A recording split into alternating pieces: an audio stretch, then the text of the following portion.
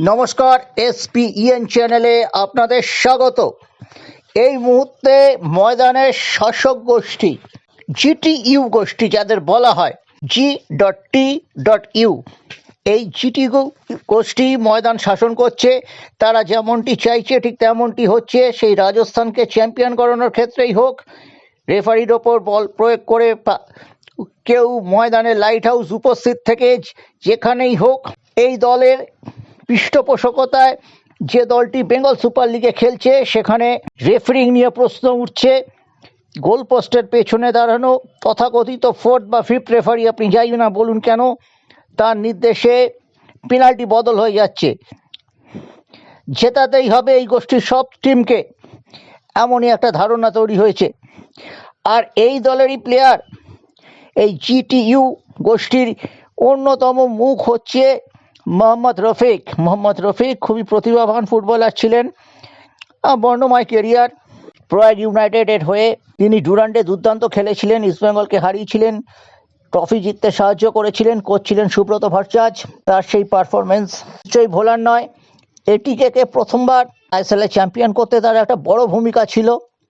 কখনো তিনি অধুনা লুপ্ত আইএসএল এর দল মুম্বাই টাইগার্সে খেলেছেন, কখনো চেন্নাইয়ে খেলেছেন, কেরল ব্লাস্টার্সে খেলেছেন। ইউনাইটেডের ঘরের ছেলে, ডায়মন্ড হারবারের লিজন টিমে তিনি ছিলেন, কিন্তু তিনি ইউনাইটেড স্পোর্টসের রেজিস্টার্ড প্লেয়ার। খুব ভালোভাবে শুনে নিন, তারা কি পারমিশন নিয়েছিল? আইএফএ হয়তো পুরনো চিঠি দেখিয়ে বলতে পারে তারা পারমিশন নিয়েছিল, কিন্তু তারা বলেছেন লেজেন্ডের হয়ে যারা খেলেছেন, সচিব অনির্বাণ দত্ত শনিবারেও বলেছিলেন যে তারা খেলার প্রশ্ন নেই, এখানে এক্স প্লেয়ার খেলে। এখানে দুজন রেজিস্টার্ড প্লেয়ার খেলেছিলেন, বিক্রমজিৎ দেবনাথ, তারপরে ছানবিন করে উঠে আসছে মোহাম্মদ রফিকের নাম, এবং তিনি মেসির সঙ্গে ছবি তুলেছিলেন। তা রফিক কেন শাস্তি পাবেন না যদি রোহন দাশগুপ্ত পান? রোহন দাশগুপ্তর ওপর সিআরও বিরক্ত।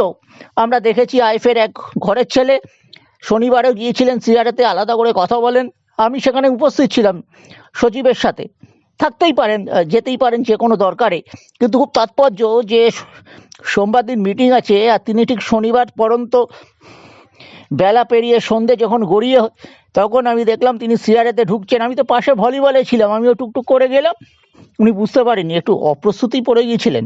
হয়, এমনও হয়, কোনো সাংবাদিক যদি চোখ না খোলা থাকেন তবে সব কিছুই তিনি দেখতে পারেন। ভলিবল টেন্টে দারুণ খেলা হচ্ছিল, সেখান থেকেই তো আমি দেখলাম যে উনি ঢুকছেন।